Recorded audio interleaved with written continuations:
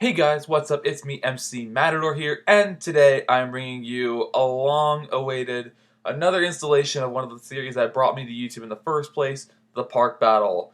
Now, I will say, yes, I haven't been uploaded. I told you intentionally that I would not be uploading until at least May 8th because of my conclusion of my first year of college and finals week and all that stuff.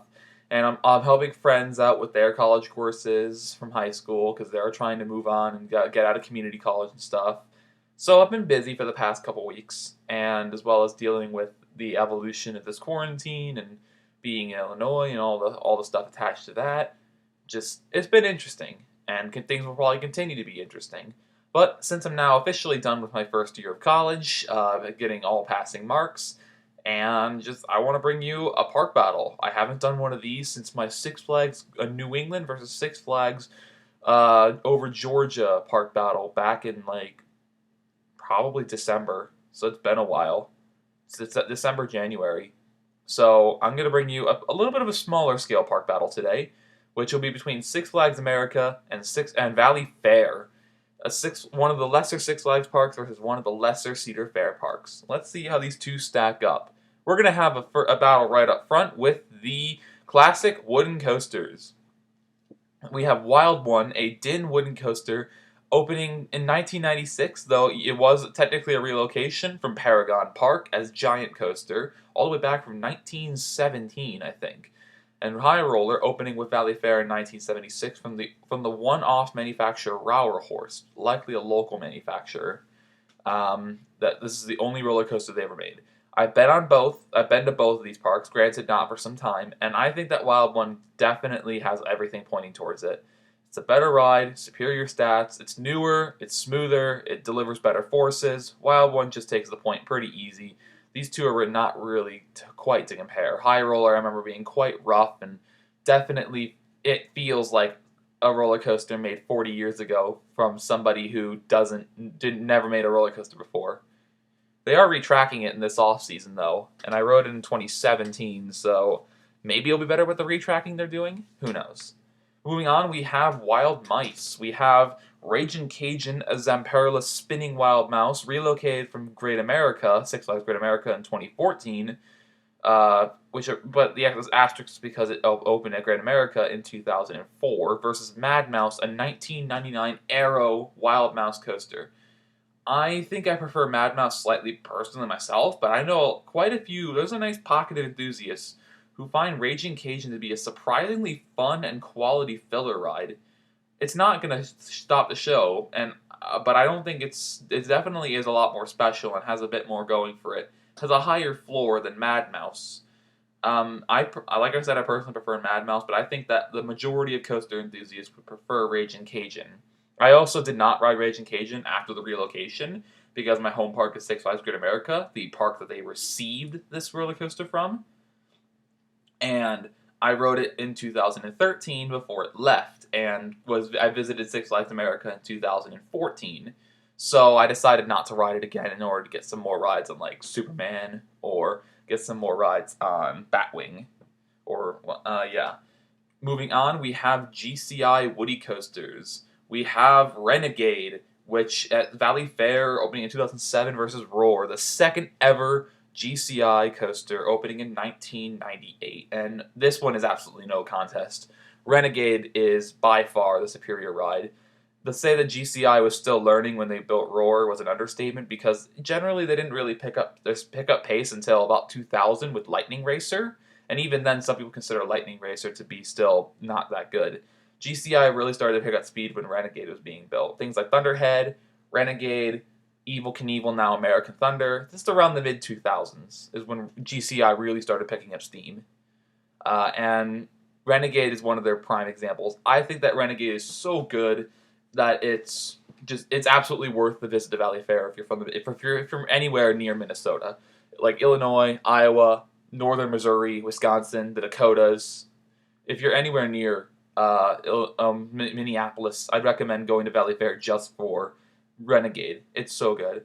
Roar is just not even top five in an already lackluster lineup for Six Flags America. And it's not maintained well despite only being 20 years old. 21 to be exact. this one's no contest for Renegade. Moving on, we have launch coasters. This one is tough. We have two different launch coasters that kind of both are brief, fast-paced experiences. We have a Premier Ride Spaghetti Bowl outdoor model, Joker's Jinx, opening in 1999, versus Steel Venom, an intimate impulse coaster with a holding brake, opening in 2003. And these ones, this definitely can be split right down the middle, but I personally prefer Joker's Jinx. While I did not ride Joker's Jinx back in 2014 due to some technical rehearsals and just me being afraid of launch coasters back when I was 13 years old, I think that having been on a sister coaster in Flight of Fear at Kings Island and knowing that these are better outdoors, I think that Joker's Jinx wins for having a longer, more forceful ride with plenty of head choppers with the track and supports around it. I think that just the greater amount of inversions is also really good. I think the launch is more forceful on these Spaghetti Bowl models because it's an initial launch of 60 miles an hour instead of a slow launch, gradually accelerating to be a larger launch. But this might be a bit biased to me because I have an intimate impulse of a home park at Great America, and I personally prefer V2 to Steel Venom, and I still think that I give the slight edge to Joker's Jinx. Moving on, we have hypercoasters. The final comparable category, we have two low-tier hypercoasters, Superman Ride of Steel from 2000 from Intamin, and Wild Thing in 1996 Morgan Hyper. These things don't really do much to begin with. I've been on both. Wild Thing looks like it has plenty of airtime, but it really doesn't give it. I've sat in the front, I've sat in the back, and I've done all sorts of things. I didn't get airtime at Wild Thing. But Superman Ride of Steel, you get some airtime on the airtime hills as intended, the massive one after the right-hand turn, and the 3 moments of airtime before the brake run, as you see in the picture there. And the helixes can be quite forceful. The straight section is obviously a meme it's because it's over water in the original in Darien Lake, and they decided instead of modifying it, they just clone it to save money. I think Superman provides a more forceful layout, and I think that it's just a bit more of an aggressive, well-designed ride. Wild Thing is a bit not clunky, but it's smooth, but it really doesn't do much. It wasn't very thrilling. Versus Superman Ride of Steel, which is a little better. They're both kind of bad, but Superman Ride of Steel I think is slightly better. It does more of what it's intended to do, instead of Wild Thing, where it just kind of fails at the thing it's trying to accomplish. Moving on, we have the extra coasters, the leftover coasters from Six Flags America. These are coasters that are not comparable with anything in Valleyfair's lineup, and Valleyfair has a few of them left over as well. You'll see with the kiddie coasters, they're both practically identical, and instead of just making a separate slide to compare them, I just kind of tack them on as residual. Six Flags America gets 2 points for Firebird, 2 points for Batwing, 1 point for Mind Eraser, and half a point for Great Chase being a kiddie coaster. While the Valleyfair gets 1 point for Excalibur, 1 point for Corkscrew, and half a point for Cosmic Coaster. So at the end of the roller coaster segment, Six Flags America has an 8-point lead, which that's already quite a lot, especially since these are two smaller parks. We'll see if Valleyfair can catch up. Moving on, we have the drop towers. We have Voodoo Drop in 1996 Intamin Drop Tower, a kind of a short one at only 140 feet, versus Power Tower, a whopping 275-foot S&S mixed combo tower. And I generally prefer Intamin Drop Towers, but because Power Tower is so much taller and has a much better view, I think I give it the advantage just off its stature alone. This is 1 point to Valleyfair, so tack it on. And that's really it for comparable flat rides, because both parks have an identical Super Loop, just with different color schemes and different names, and a near identical Starflyer. I think Six Flags America is only like 10 feet taller, but I'm not going to dock Valleyfair just for a minor difference. It has to be something significant for these Starflyers to be counted for and against. And Six Flags America has the new for 2020 Harley Quinn's Spinsanity. That picture is the one at Six Flags New England, but it will be identical to the one that you see in the picture. So, I've been on Harley Quinn's Spinsanity at Six Flags New England. It's a really good ride. And Valleyfair, I already told that they have North Star, they have Delirious, but they also have an SN Scream and Swing and Extreme Swing. And Valleyfair has gotten a bit of ground in the flat ride segment, but it's still a 7-point lead for Six Flags America. Moving on, we're going to start going into the more odds and ends of things, starting with the family rides. Now, I want to talk that I've actually made some changes to this category. First, I established a tiered system where larger family flats, your carousels, log flumes, scramblers, pirate ships, and other rides, or troikas and other classic rides among the like, get more or worth double of what kiddie rides earn. You have stuff that you find in like Planet Snoopy, or you find at Bugs Bunny Boomtown, the pint-sized rides that you'll see in Valleyfair's picture there. So so that kind of weights the importance. If a park has like 3 kiddie areas, they're not going to get as much just for having a sheer number of kiddie rides as if they were to have plenty of classic midway rides. And I also established that the parks earn more points based on their margin of victory. You earn 2 points if your margin of victory is from half a point to 3 points, 3.5, or let's just say, I mean, I'm assuming whole point intervals because I didn't take that consideration. But so above 3 to 6 is 3 points. Below three or less is 2 points. 7 to 9 is 4 points, and then if the margin is 10 or more flat rides, it is 5 points, which is what it used to be. Because when I was calculating these, you see these parks are very close. If I wasn't doing the weighted system, Six Flags America would win 5 points for being 29 to 28 flat rides. And I'm not counting upcharge, I'm not counting water park attractions, I'm not counting roller coasters, and I'm not counting the thrilling flat rides that are worth 1 point each. So this is basically everything else. Upcharge attractions would include slingshots, go-karts if they're not free, as well as like sky flyers, and the water park oftentimes is upcharged in the main park, so the water park does not count. If I were to compare water parks, I'd do a water park battle, and Six Flags America has a much bigger water park than Valleyfair. So at the end, Six Flags America has 22.5 weighted flat rides, while Valleyfair only has 21.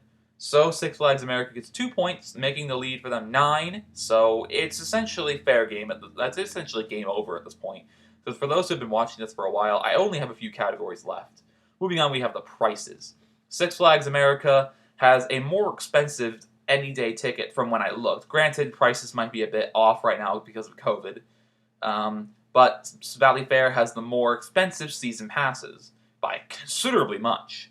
Six Flags is often cheaper than Cedar Fair, and I think that Six Flags America will be rewarded 2 points for having its prices be generally more affordable for the people who want to go there, especially for those who choose to go with a season pass, which I highly recommend getting a season pass. Moving on, we have the appearance. This stereotype about Six Flags versus Cedar Fair is very much true. Valleyfair looked and felt much nicer than Six Flags America. Easy vanity points, bringing the lead back to 9. And this category that I thought I omitted, operations. I said last park battle that I would omit this category because oftentimes the difference is negligible. But here, I'm going to make a special exception. Six Flags America's operations are so notoriously bad that Valleyfair deserves even more vanity points just for being competent in their operations.